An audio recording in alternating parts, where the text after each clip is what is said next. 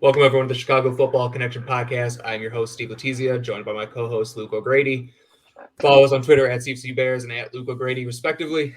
It's been a few weeks since we've done a podcast, just, busy time of year with holidays and traveling and work and everything. But we're excited to be back. We're going to recap the Bears-Eagles game a little bit, and then we're going to jump into free agency. I know everyone's looking forward to the offseason. I know Luke and I are, because these games are getting kind of boring to talk about, but we'll get into the free agency a little bit. Some guys we're looking at, some guys we like, stuff like that. But before we get into that, let's get into the Bears-Eagles game. The Bears did lose to the Eagles 25-20 on Sunday. Shucks. It did, as we were discussing earlier, bump them up from the third pick in the draft back up to the second pick in the draft. So that's probably the biggest takeaway from that loss. But this game was a lot like the last 7 or 8 games for the Bears. They kept it close. Justin Fields did some amazing things and willed the offense to competency despite a poor offensive line and poor wide receiver play. I think that pretty much sums it up. Yeah. I think he made some mistakes that we probably hadn't seen him make in a couple of weeks. Just some of those like missing the easy things. Mm-hmm. But that's the best defense he'll play all year. And statistically, I think he played the best against that team that any quarterback did all year. Not to mention the praise he got from some of those players on the way out would probably echo that. But it's a loss. I actually think if I would feel better about the game if we hadn't come out with the injuries that we did. Yeah. I think that the defense was actually fairly impressive. But then, you caveat by saying it's hard to feel great about that because, you lost Jack Sanborn for the year. And it was I like the work that Jalen Johnson did on A.J. Brown, but, it looked like Jalen Johnson left the game hurt. And Tevin Jenkins had that stinger that, Yeah, those are some big injuries for sure. Because those were legitimately 4 or 5 of the those were 3 of the top probably 5 or 6 players worth watching on the Bears right now. Yeah, I mean those are guys who are going to be on the team next year. So yeah, but in the times that we saw them, honestly, I think that the Bears core looked like they weren't out of depth against what is probably the best team in the league, if not maybe the Chiefs. And It was another one where it was I think we were double-digit favorites to lose, and we had what looked like a pretty successful bye week when they had some chance to look back. The defense didn't really get the pass rush, but they probably played the best game that they've played all year, all things considered. Yeah, I thought Travis Gibson flashed a little bit more today or on Sunday than he did all year, pretty much. That was kind of exciting to see. Kyler Gordon played well. He got that interception. Yeah. He had a pass breakup too. Had one play in coverage for a big game, but that was more of a good throw and good catch than anything. 100%. So I thought that was encouraging. It does suck to lose Tevin Jenkins and to lose Jack Sanborn because those were guys we really, we don't have a lot to look forward to in these games outside of Justin Fields. And those 2 guys were definitely guys that were fun to watch. So it sucks that we're not going to be able to see them. But I think they also solidified themselves pretty much for next year. Jenkins is, for sure the starting right guard next year, and Sanborn is looking like he's for sure going to be a starting linebacker, depending on what they do in free agency. But most likely he'll be a starting linebacker. So, but yeah, it does suck losing those guys. I thought Fields did play well. I did think there was one sack that maybe he could have avoided. But the offensive line, didn't play well. It was unfortunate to see Alex Leatherwood play so poorly. It was a guy I was excited to watch. But Hassan Reddick is one of the best pass rushers in football. So I'm not going to give up hope on him, but I think him at tackle probably is up. You got to move him inside the guard, and we might see him more inside the guard. It might have been the last. Sorry, go ahead. Go ahead. No, I was just going to say, and Cody Whitehair might be the last we've seen of him as well. Yeah, he started out the year strong and then got injured, and then we came back. He just kind of wasn't the same. So yeah, I'd be surprised if Cody Whitehair is brought back for next year. I think you kind of need a clean slate on the O line and just kind of. Yeah, it looks to me like he's probably played his last snap as a Bear. Good Bears career. Good Bears career. Good dude. Good dude. It sucks to see it, just kind of the reality. He survived him. Is he multiple regimes, or was he a Phil Emery pick, or was he a Poles pick? Or no, I think he was a. Actually, man, I don't know. I think he was a Pace pick. I think he was like the first. Had Jordan Howard. Yeah. So, but he did, survive, multiple regimes, and he has been a Bear for a very long time. So, It does suck to see him go, but I think it's probably for the best for both parties. Whitehair will catch on somewhere. His career is not over. He'll catch on somewhere and probably be a 100%. serviceable guard for a team. So, other than that, anything else stand out in the game?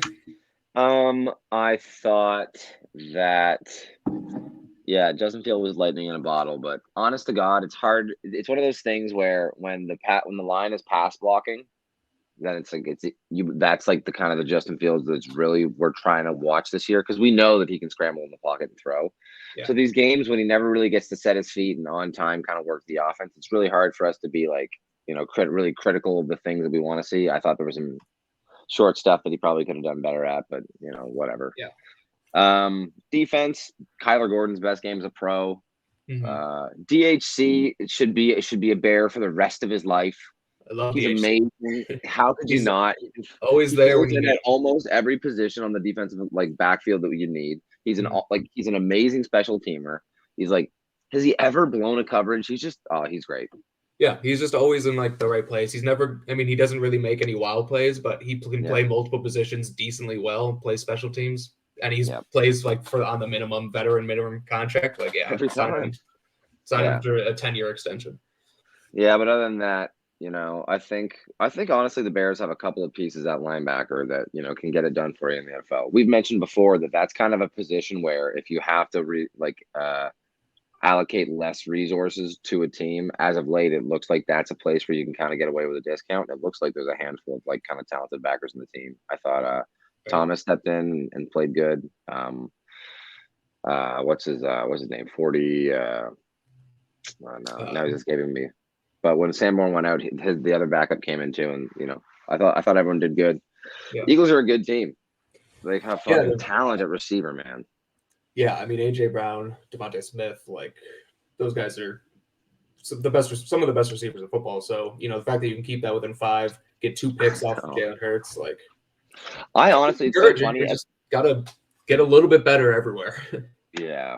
It was so funny. I was feeling like we were playing so good all game. I was like, wow, we really kind of shut Devontae Smith and AJ Brown down. I looked at the stats. I was like, oh, they both went over 100, huh?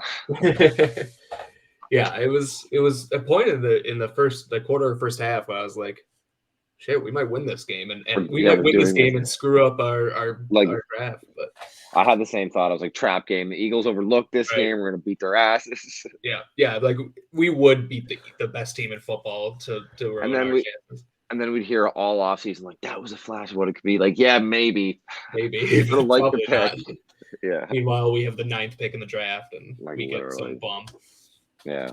But honestly, I mean, and we can get into this in later weeks, man. I'm excited for to see how the Bears do it, because I think if you trade into that middle of the round area, there's still some pieces that there's 5 or 6 pieces that if they fall, you just jump on them if they're there. Yeah, we'll do a lot of draft stuff this year, this offseason. Even before the offseason starts, we'll get into the draft a little bit. But yeah, I agree. Trading back, and I think if they trade back to that 6, 7, 8 spot. If you miss out on Carter and Anderson, trade back again and just because literally the difference in whatever the best receiver is at 18 or whatever. Yeah, I tweeted this out today, but the difference in this draft between prospect 6 and prospect 20, 25 is so minimal. Those are all the same guy. Yeah. So if you're at 6, you might as well be drafting at 15. And to some extent, a good segue would be when you draft back in the position that you're looking for. You have to be able to take the best player that's on your board, and it needs to be something that you do set up through free agency. And we've kind of talked about this already, but there's a handful of positions that the Bears can't go into the draft needing to, because either one, the free agent crop is fairly weak around it, or we're just so weak in the area that we can't be drafting for need, especially when we have the resources in the draft that we do. Yeah. And I would say that one of those positions that you cannot go into the draft without some firepower at is defensive tackle. Absolutely. Yeah. I think that's free agent. I think it's a deep free agent class and a good free agent class. Yep. So you have to sign one of those big guys. So the big guys would be Daron Payne from Washington, Javon Hargrave from the Eagles, who wreaked havoc on our offensive line. He's a little bit older, but that would be a good one. Another guy I like is Dalvin Tomlinson from Minnesota. Yep. He's more of a nose tackle, doesn't provide as much pass rush as the other guys, but still a solid player. He fits the bill for what you want in the 4-3. Yep, he's perfect. He's athletic, but he's not just like those that 330-pound nose tackle. Exactly. He's a little lighter, but still athletic and stout. So I think he's perfect. But Payne and Hargrave are the big guys. I'm wondering if do you have a preference between either of those guys? Yeah, Payne probably makes the thing is I like from a perspective, and Foles has said similar things, is that like I don't know if I love being the team that signs the guy to like his second big contract, like after like being a high drafted rookie, because this is he's expiring his rookie contract right now, right? Yep, I believe so. Because I think you should be drafting those players. Because you don't exactly know how it's going to transition if he has to get into your scheme. Where I would lean towards someone like a guy like Hargrave that's kind of been at it for a little while longer and more of a vet, because it adds a vet presence to the room. And then if the board falls to you correctly, you can take someone like Bressie or Carter and then like have that rotation with kind of a younger guy and like a vet as opposed to two older guys. And not to mention, I think Hargrave is, at least the last couple of years, has legitimately been one of the best pass rushing defensive tackles in the league. Yeah. And I go back and forth on like who I prefer, but it really comes down to like if you're going to pay someone, you pay for sacks. You don't pay for, stopping the run, which is still valuable, but you pay for the sack production. And Daron Payne can rush the passer, but he's not the pass rusher that Javon Hargrave is. Javon Hargrave is clearly a better pass rusher. And you can get him for cheaper. I would say Daron Payne's probably all around better player. Yeah, to be honest, I would agree, but he's going to be more expensive. Not that the Bears have to, yeah, have to conserve their money because they have plenty of it, but it's still something to take into account. You shouldn't just spend money just because you have it. You still have to look forward to future years. You can sign him to a shorter term deal, probably a 3-year deal. So if it does blow up in your face, you're not really screwed for forever. Probably less guaranteed money too.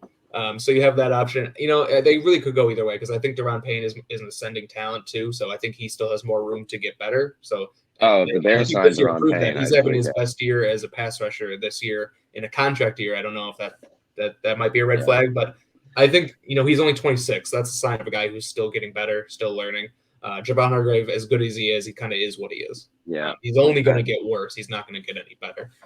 So it's risky with both, but yeah, I would say that if I have a preference, it's Hargrave, but by the same merit, like I could sit here and tell you why signing Daron Payne would be like a genius move. Like you said, ascending, young, like fits the bill. Also, like I think he would probably come in with a little bit more like hunger and like that attitude that you want from like a Eberflus defense. Yeah. He'd be like, whereas like Hargrave, you'd be like just influxing talent into the team. You would like you'd plan to have Daron Payne on your team for the next 5 years and just watch him become that player that you want him to be. Like you said, you probably will pay a little bit more, but honestly, you're paying for a guy that's going to be like I don't even think he's 26 yet. Yeah, he's either turning 26 or just turned 26, something like that. So yeah. Exactly.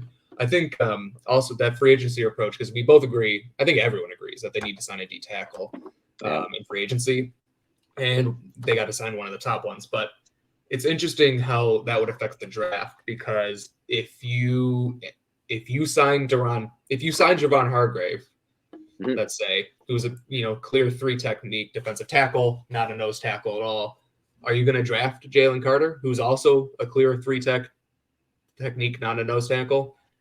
Probably not. But if you sign Daron Payne, then Carter's still very much in play, because then you have 2 young, you have your nose tackle and you have your 3 technique, and those guys can wreak havoc on them. So it'd be based on who they sign. It will give you an idea of what they're thinking in the draft, I think. Yeah, the fact is that when it comes to that number 2 spot, you want to make sure that you don't have any positions you have to take, because you could really argue if somehow we aren't able to get out of that number 2 spot, that you shouldn't really be drafting anybody but a quarterback at number 2. And no matter how good they are, no matter how good they end up being, it's still going to be hard for them to return their value of the number 2 overall draft pick. So if we actually have to stay there and pick a position, if we're having to take a cornerback there because we need a cornerback, then we're gonna end up reaching for a position. Is someone like Jalen Carter or Will Anderson worthy of the number 2 pick? If we went to the draft with good D tackles and no pass rushers, I'd consider taking Will Anderson. Mhm. But honestly, for example, if we, I'd also consider taking Jalen Carter. But if we had pass rushers, I don't know if I would consider taking like Will Anderson, because I think if we had pass rushers and no D tackle, because you'd Mhm. be asking him to do so much for a defense that maybe he's not even a great fit with anyway. Yeah, I agree. I agree with that. I was watching a little bit more of Will Anderson this week, and I was thinking like, because he doesn't really fit their defense, what they do. But I do think he's good enough where that doesn't necessarily, even though he's not a perfect fit, it doesn't necessarily rule him out because he is that good. But it's interesting, those two players, because Jalen Carter is a player who's a perfect fit in the defense, and Will Anderson, is he a player that you build a defense around? I don't know. He might be that level of talent, but He's got some special stuff. Yeah, it's tough because I know This Eberflus has been running his defense forever, so is he even going to want to change it, or do you just plug him into the defense you have, and he's still going to get sacks? I have no question about that, but yeah, I mean, the rest of the defense is probably the places you need to look at as far as the positions that you need to fill, or at least you have to add some competition to before you go into the draft. We already covered D tackle. You need to do something at edge. Is there anyone that you're looking at edge that you've looked at or thought would be a good choice? Top guys, I have a list in front of me. So the top guys at edge are Marcus Davenport from New Orleans, has some injury issues, but when he's healthy, he's pretty good. You got Jadeveon Clowney. Seems like he's a free agent every year. Samson Ebukam from San Francisco. Justin Houston, Melvin Ingram, some veterans who maybe you can bring in on a 1-year cheap deal. I thought there's someone else that was an edge that I liked, but he's not on this list, and I can't remember who it was. I've been toying around with the idea of someone like a Brandon Graham. Brandon Graham, yep. I also think it would make low key a lot of sense. I think he's a perfect fit for a defensive end in a 4-3 right now in his career, and that would be JJ Watt. Come home, his wife plays soccer in Chicago. He's a free agent after the season. If you can get him for like a $2 million or for a 2-year, maybe like $28 million or something, he's still an impact maker, and he would be a great presence for the locker room. Yeah, and you have you're talking about JJ Watt? Yeah. Okay. Yeah. Yeah, I think that's fine. I mean, I'm questioning. I wonder if he would, really do well in a 3-4 or 4-3, because he's played a lot in 3-4. But yeah, I'd be okay with that. In terms of Brandon Graham, though, I really like that fit a lot too. And you have the Cunningham connection too. Yeah, going from the Eagles, so you got that, and I think that would be really nice to get him in there. I saw someone, I don't remember who tweeted this out. It might have been an Eagles guy who said he said that Brandon Graham will re-sign with the Eagles or retire. Oh, really? That's what I saw. I don't know if that's actually true, but I saw it on Twitter. But I do think, that would be a perfect guy to target. Yeah, I could have sworn there was another big edge guy that I can't think of right now. But let's Yannick Ngakoue. Yeah, I think that's what I was thinking of. Yeah, so that's another guy you can target. With Marcus Davenport, though, I'm interested in your thoughts on him, because he's a guy I've never really been in love with, but and with his injuries, he's only 26, he's young, and he can get off after the quarterback, but do you give a big contract to a guy with injury concerns? I don't know. Yeah, I also I'd have to look more into his game. He's I don't know how much I think, even with Yannick Ngakoue, same kind of issue. I'm not sure how much I think those athletic edge rushers would transfer to like a 4-3. He might, and I could be ignorant to what they're doing in New Orleans right now, but I remember from his draft profile, he kind of seemed like a bendy edge rusher, and you kind of need an edge setter, which is why I think right now, with JJ Watt playing more inside in that 3-4 kind of, especially if you're athletic like him, would lend itself to some of the things you need from an outside, from your end in a 4-3. And those speed rushers, it's kind of the thing that scares me about Will Anderson too. And I know that people say that Will Anderson's an amazing run defender, but you really do need to be able to set the edge. And I wonder how well they'd fit in. That's why it's if you're gonna do it, you need to make sure you feel strong on the inside. Yeah, with Will Anderson, I was watching a few games, as I mentioned, and I didn't see him not set the edge, but he just didn't really have the opportunity a lot to set the edge. They were running away from him. I'm not saying he can't do it, but I didn't really see it in the games that I watched because, again, they were running away from it. It wasn't really anything he was doing wrong. It was just the game plan. Yeah. Alabama. It's what I think ails our ends right now is I think like Dom Robinson and what's his name? The second-year player? Gibson. Yeah, Gibson. It feels like they don't love contact or like engaging like they should. Yeah. And I don't really love this edge class in free agency. So that might be a position. I don't really love this edge class either. I mean, the only person that seems like could be a star is Will Anderson. Yeah, that might be a position in free agency that you get a Justin Houston over Melvin Ingram. Yep. On a cheap 1-year deal and just, try and get something out of him or, sign some guy who maybe has potential, but maybe it hasn't had a chance because those top guys I don't really love. And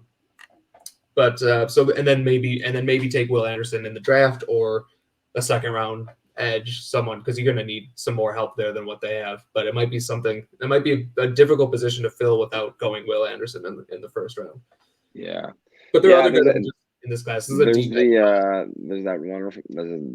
edge rusher from Clemson. I actually need to look into the edges more now. I watched some tape on the guy from Texas Tech, and honestly, I wasn't really impressed. I thought he looked a little stuck in the mud. What's his name? Tyree Wilson at Texas Tech and Miles Murphy at Clemson. So I've watched a lot of the edge guys. Where are you at with them? Miles Murphy has a very quick first step. That's really? Yeah, like that was real nice. But besides that, he doesn't really have like a pass rush plan. It's really all athleticism he's winning on right now. But if you're going to draft an edge in the top 10, you want to draft a guy who's super athletic, and I think he is, and he's got great size, like 270. He's legit 275 pounds, and with a lightning quick first step. So I think he's a perfect fit in a 4-3. Wilson, the thing about Wilson is he's so just like different. Like he moves different. His size is different. He's like 6'7". He's like 6'7", 275 pounds. The guy's huge. He's got like a 7.5 foot wingspan. Like his arm length is absolutely crazy. But he's just like he's just a bull in a china shop. That's exactly what it feels like. It feels like a guy that's in high school still dominating. Yep. And if he gets his hands on your chest, on offensive lineman's chest, and is able to extend his arms, he wins that rep. But if he doesn't do that, he's not going to win that arm because that's really all he has is that long arm. And when you go to the pros, guys are going to be able to counter that. I don't care how long your arms are. So I like him, but yeah. Another guy I like is two guys I like actually. Jared Verse from Florida State. Probably a little bit more undersized than what they want. Yeah, that's what kind of the feeling I got. But I think he played with his hand in the dirt. I saw him set the edge, like just because he's not the ideal size. I think he'd still be technically a fit. Same kind of thing with Felix and Adike Uzuma from Kansas State. I kind of feel the same way about him. I think Verse is a little bit better. Another guy I really like is Isaiah McGuire from Missouri. Look him up if you haven't watched him yet. He's real nice. Bigger, can set the edge, can bend a little bit, but more 270-pound edge guy. Yeah, I like him. So I think this edge class is really good. There's other guys I like too. So, but we'll get into that later. But this edge class is very deep. And back to where we were though, it is something that we want to make sure we add some veteran talent before the draft, so that we don't rely on someone like a Tyree Wilson to be the guy. Yep. Because if you were relying on Tyree Wilson playing year 1 year or producing in year 1, you're going to be in trouble. I think if the Bears can come away with anyone of Brandon Graham, if they had a chance to get a guy like J.J. Watt in the room, even on these short contracts, like we said, even Jadeveon Clowney, legitimately still a difference maker, and I think he's naturally strong enough to play like the position that you need him to. And I think the name you heard. Yeah, I think the name you hear the most has been Marcus Davenport. Listen, he'll probably be the big edge, option, even though I would say Brandon Graham is probably the best one on the market.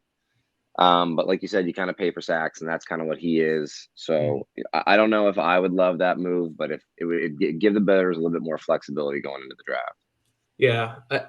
I think I would actually dislike that move if they did it. I spend the money on Deron Payne or Javon Hargrave, spend the money on an offensive lineman. Don't pay a guy who never plays 16 games. That's just a recipe for disaster. All right, D-backs.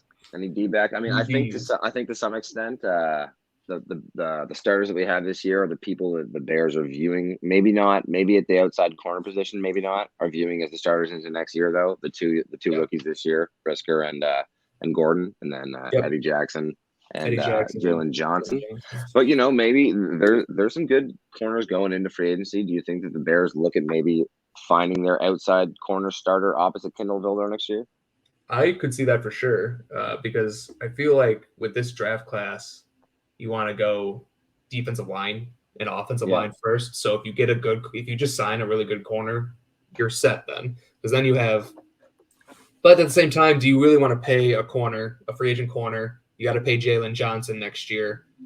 If Kyler Gordon and Jaquan Brisker work out, you're gonna have to pay them too. That's a few years down the road, but you still got to think about that.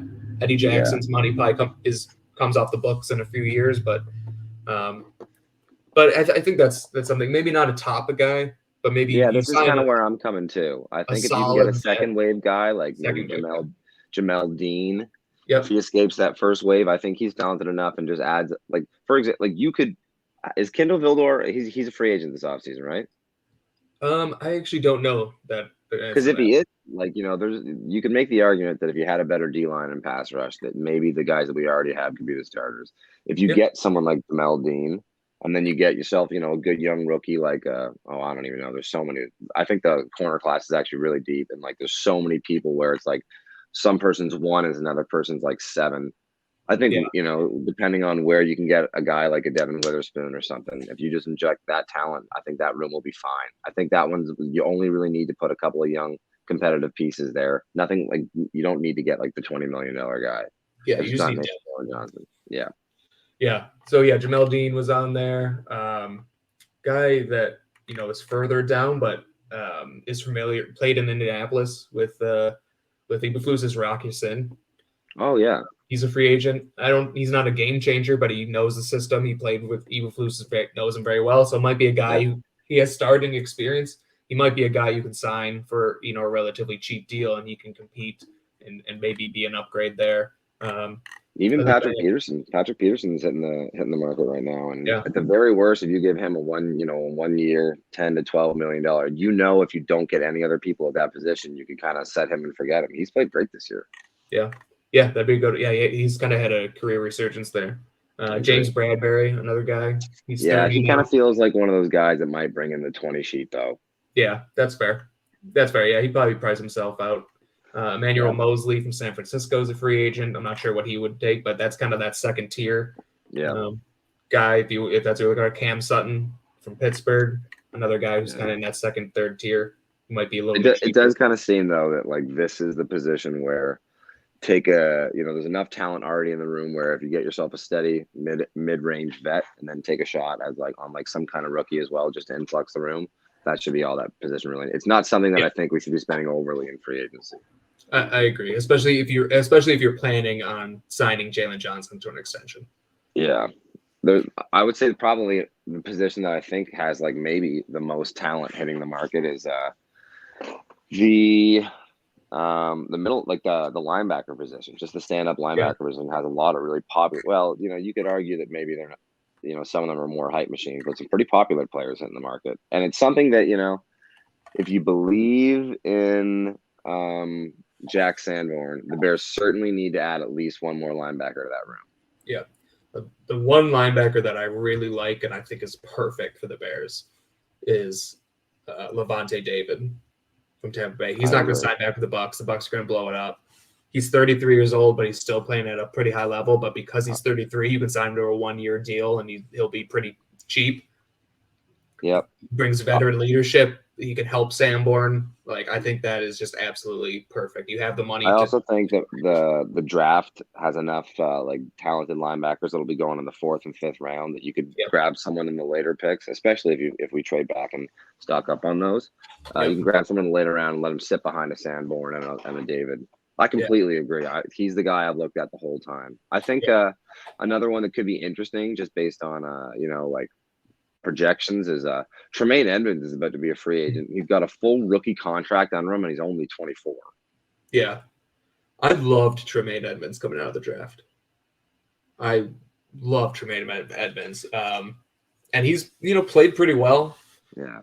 for the Bills. So I would be up to that. I'm just wondering what he would get on the open market. I know is he going to want like that $18-20 million, or is he Yeah, could going to be. get a little bit less? I don't really know what he's going to get, but he was one of my favorite players. I remember. Deion Jones is hitting the free agent market again. I think Deion Jones, at least to me, kind of feels like slightly over the hill, gang. Yeah, I think He's only 28, which is crazy. Yeah, it feels like he's been in the league forever. Oh my God, I know, man. David Long from Tennessee. I kind of like him. He's more of an undersized, athletic guy. Linebacker. That could work. This is another one where, if you don't get the guy you want in Levante David, if you can't get him for the right price, then take someone on the second wave. Maybe you get yourself like we said, maybe a Deion Jones or a Devin Bush, and then grab yourself a linebacker to compete at that spot. Honestly, that's putting a lot of faith in what Sanborn's going to be able to contribute, but he looked like legitimately the real deal the last couple of games. Yeah, I mean, I think you have to kind of. He's not going to be worse than what he's shown. Maybe he doesn't improve, but he's still a solid starter. But you definitely need another linebacker. Another guy is Bobby Okereke. From the Colts one. The only thing I don't like about that, I literally think he'd be a perfect fit. The only thing I don't like is I honestly think he's the best linebacker going into free agency. Really? And I think he's going to be too expensive? I think he'll probably get paid like that. Okay. I'm not going to if we could get him, it'd be awesome because he is such a good fit and he's looked so good. And there's that familiarity, but it's also one of the things we said at the top of the show. It's not exactly a position that you want to be investing premium money. But to that same point, we have nothing but money. Yeah, right. Yeah. That's kind of why I like targeting those veterans who are in their early 30s and sign them to 1-year deals because who cares? You have so much money this year.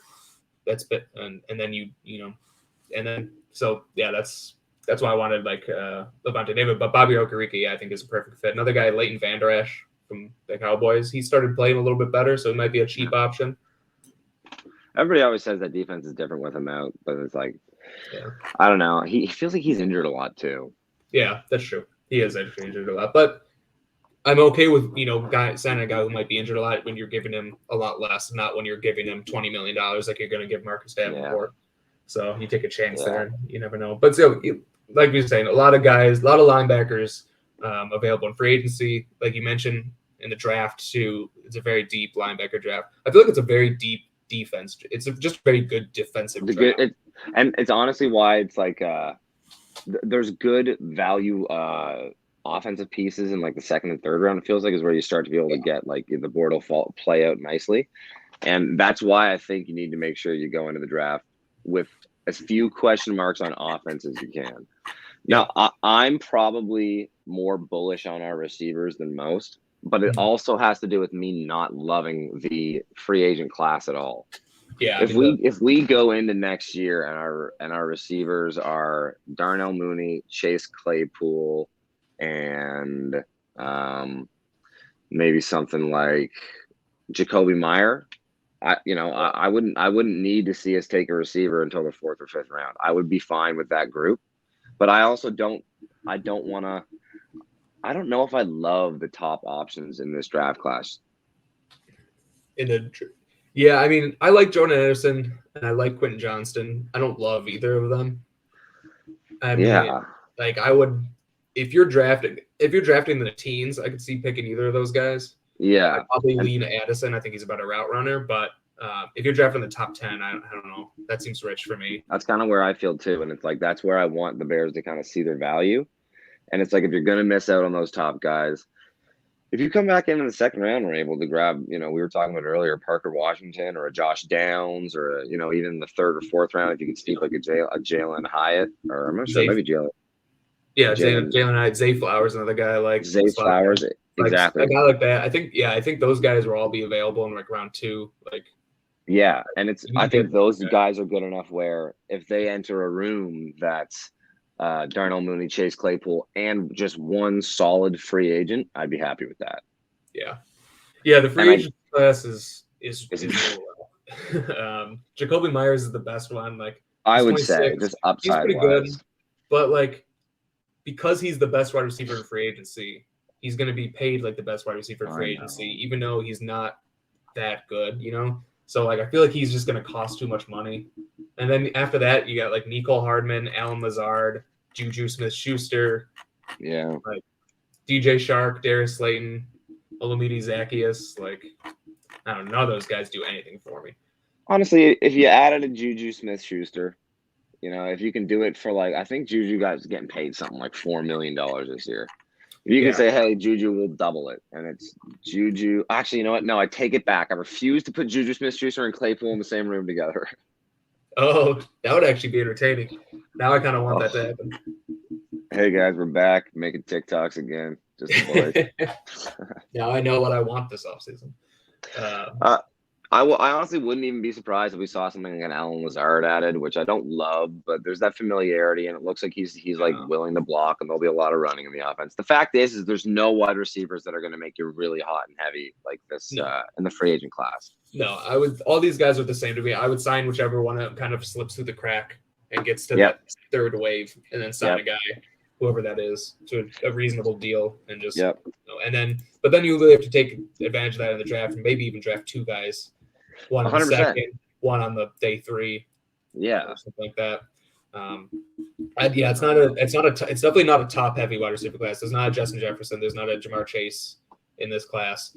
But then again, no one really thought Justin Jefferson was going to become Justin Jefferson. But that's right. But it's not like a Jamar Chase who was like a consensus top 5 guy. Like that doesn't exist. But it is a deep class. There's a lot of guys we like, and I've watched a lot of receivers. So when we get into the draft, we're going to do position rankings on everyone, so we'll have like our top 20 receivers, top 20 offensive linemen, all that stuff. So I do think it's a deep class you can take advantage of there. The last position I think they would need to target obviously is offensive line in free agency. I think actually the reason I agree with you, and that's I'd be kind of pissed if the Bears did anything or spent any money at running back. Just go and draft 2 in the 6th round, and then don't worry about it again for 2 years. Exactly. Yeah, I know people. I've seen people like signing Saquon with Justin Fields would be exciting, and yes, absolutely, it would be incrable. But I just don't want to give him that money. I'm not going to pay a running back. The only running back who, has been pretty injury prone because this year he's been healthy. But the only one I could imagine us doing would be a David Montgomery, $8 million or something. And if they do that, that's fine. Yeah, if they sign David Montgomery to a reasonable contract, I'm fine with that. But I wouldn't do it, but I'd be okay with it. Yeah, I'm kind of with you there. But offensive line. I think we have our right guard of the future, and I think if you rolled in the next year with Braxton Jones being your left tackle, it wouldn't be the end of the world. Yeah, I don't know. I think you still need an upgrade over Braxton Jones. But so what would you do? Well, so the big tackles in free agency, Orlando Brown. I don't really like Orlando Brown that much, to be honest. Yeah. Caleb McGarry, he's a right tackle. Kind of had a rough career until this year. He's kind of turned it around a little bit. Jack Conklin. Right tackle. Jack Conklin is the guy I think we should. Probably better, but injury prone. Injuries are a concern there. Mike McGlinchey too, I think. Mike McGlinchey, really solid run blocker. So if you're going to be a run first team, and that's what they're committing to, Mike McGlinchey is the guy you want. But he struggles a little bit pass blocking, so that might be a little rough. Isaiah Wynn is a left tackle. Might be someone you can get for a little cheaper, and maybe just if you are going to decide to go with Braxton Jones kind of as a starter, you get Isaiah Wynn, or at least have a competition in training camp between Wynn and Jones. Similar to a Reef deal. But another guy I kind of skipped over him, but I want to go back to him is Elgton Jenkins. He can play tackle. That's the guy. That's the guy. He can play tackle, but I like him at guard. But coming from the Packers, he's familiar with Luke Getsy's scheme. The Packers can't really afford him because they have so much money tied up in Aaron Rodgers and everyone else. And he can legitimately play tackle and guard. And if you're a team like the Bears where you have so many question marks at positions, if you sign Elgton Jenkins and you say, hey, man, we need you to play left guard for us. And then 2 weeks into the season, you realize that Braxton Jones didn't take the jump and probably isn't it. You can say, okay, Elgton Jenkins, we need you to play left tackle, starting left tackle for our team, and you'll feel fine. Yeah, and he'll be at least average. But I think he can really be an all-pro guard. Totally. So that's why I want him. But you're right. The versatility he brings, that's invaluable. That's worth every penny you're going to give him. Familiar with the scheme. I would be surprised if Elgton Jenkins isn't a Chicago Bear next year. Daron Payne Javon Hargrave and Elgton Jenkins, those guys, they get the blank check from me. What do you guys want to come play for the Chicago Bears? Yep, I think those would also be my top three guys. And I If think they you need if they signed all three of those, honestly, you could go into the draft kind of best player available. Yeah, you're not going to get exposed at the toughest positions on the team anymore. Yeah, you got to sign Elgton Jenkins, and you got to sign one of those two guys, those D tackles, and then and then some second wave, and then a couple second wave guys too. Yeah, and honestly, that's felt like how the Poles is going to do it.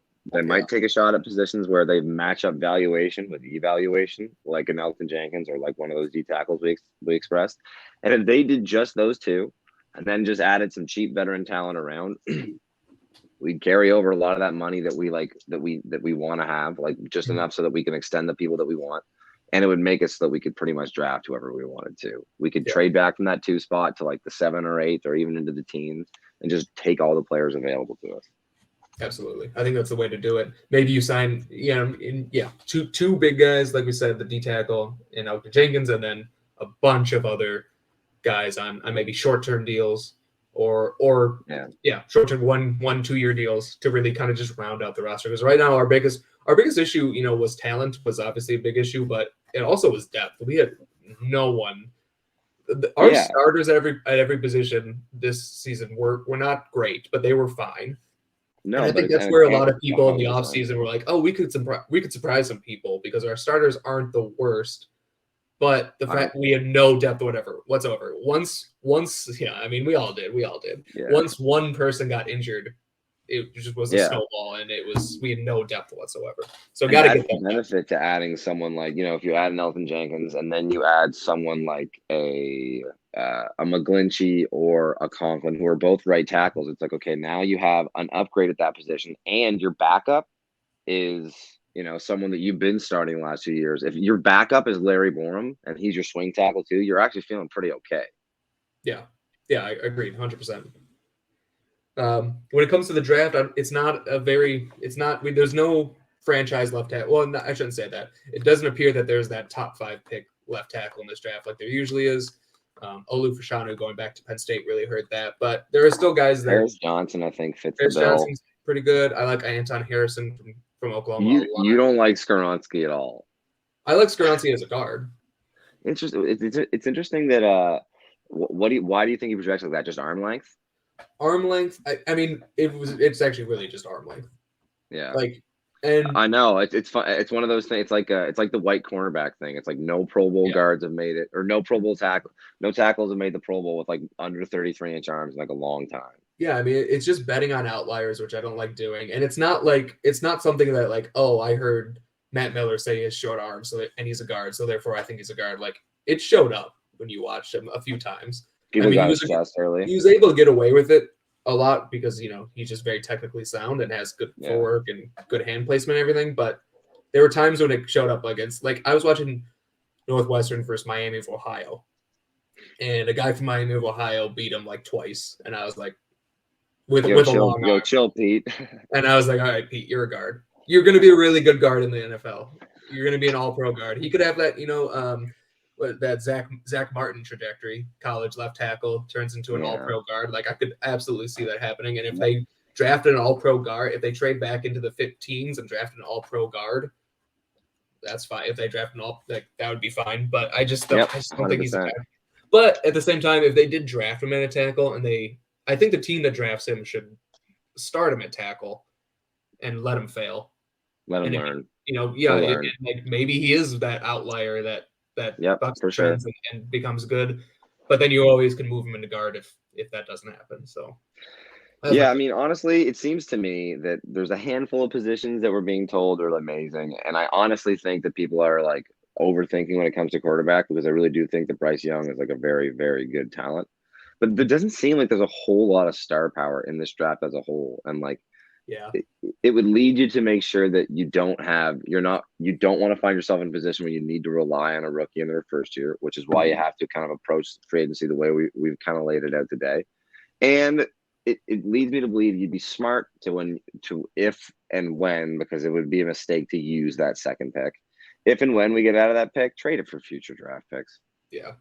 Get maybe another first round this year. It doesn't need to be I know people like when they're making their mock drafts. They like to trade back and do it with the Lions or the Seahawks, so they get 2 first round picks and then really hit it hard. It's like I get it, but just trade back to 6 or 7. Take someone like a Bressie or a Carter or a Will Anderson, whoever falls in your lap, and then just kind of let the rest of the board play out the way it is. I think. Yeah, I agree with you. I don't think the Bears. I don't think they'd be able to get 2 first round picks this year from like the Seahawks and the Lions. And I've done that in my mocks. I stopped doing it because I did it once, and then someone was like, "That's not realistic," and I was like, "Yeah, you're probably right." So I stopped doing it. Actually. But yeah, get a future first. You should be able to get that. I think honestly, someone coming up from 6 to like 2. Yeah, that's or like 7. Colts are there. Like you could get a first and a second this year, and you should get their first next year. Yep, absolutely. No, that should be like the starting point. If you don't get that, you don't. If you don't get that, you don't even entertain it. I don't know if the Bears have ever had 2 first round picks in my adult life. I know, isn't that exciting? It's gonna be crazy, but I think that's it for the most part. Like the offensive line and the defensive line are things we cannot leave free agency without some legitimate starters some new legitimate starters in the team. And everything else, like, the way of polls, just wait to that second round till maybe there's some talented or at least hungry players that didn't get the payday they thought they'd get and sign a short-term contract and let them compete. Yeah, exactly. And like you said before, you don't want to rely on a rookie as a starter, but I do think you can't rely on that, but they need to get a starting caliber player with that first pick. They need, honestly, they need like day one starter, legit good player of the future. Yeah, like the thing is too, it's like this is kind of the benefit of when you like fill positions that you're not drafting for need. Is you can do something like what the Eagles are doing, where Jordan Baker is that his name? Jordan Davis.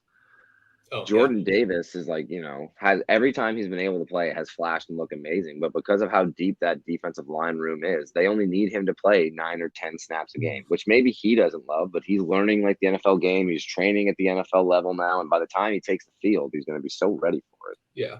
Well, what the good teams do is they strengthen strengths. And that's what the Eagles did with Jordan Davis. And I think I don't know if the Bears will be in a position to do something like that because we won't be able to fill all of our needs in the offseason. What strength? Right, exactly. You won't be able to fill all your needs in one offseason. We're gonna go into next year with some holes. It's just the way it is. You just can't.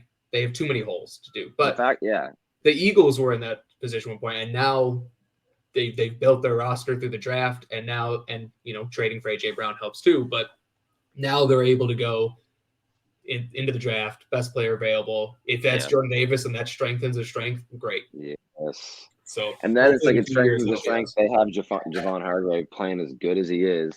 They're going to be able to let him walk, take probably a 3rd round comp pick for it, and then plug Jordan Davis into their starting lineup, like not skip the beat. Exactly. It'll be interesting. I kind of like the story of the Bears this year have been competing in every game off the back of Justin Fields being a one-man offense, and if you get the talent around him to be even 20% better, he should be able to cover a lot of those holes that we are inevitably going to go into next year with. Right. Yeah, I agree. It'll be this offseason is going to be fun. I mean, so more fun than normal off seasons are. I think because we got the money. Like the Bears legitimately have the best, the best cap situation in the league, and other than one team, have the funnest draft position as well. Yeah. Yep, it'll be fun. Well, we'll have a lot of content in the off season. We're going to try and do weekly podcasts from now on. With the holidays and work, it's been tough, but we're going to try and get back into a weekly schedule, and then we'll be recapping the games a little bit like we did today, but mostly we'll be talking off season. We're doing draft, free agency, all this stuff coming up. So make sure to follow, subscribe, follow us on Twitter as well, because we'll be tweeting our thoughts kind of during the week too. But I think that's it for today. Anything else? Yeah. No, not much. Bills up next week. The only thing I'm paying attention to. I even consider a game. Yep, Bills on Christmas Eve it might be a snow game, which is always fun. So we'll have a podcast probably next week to break that down and talk more off season. Yeah, right, Fields had said he's chasing that record, so I'll be interested to watch that the next few games. For sure. All right, bear down, everyone. Cool, bear down.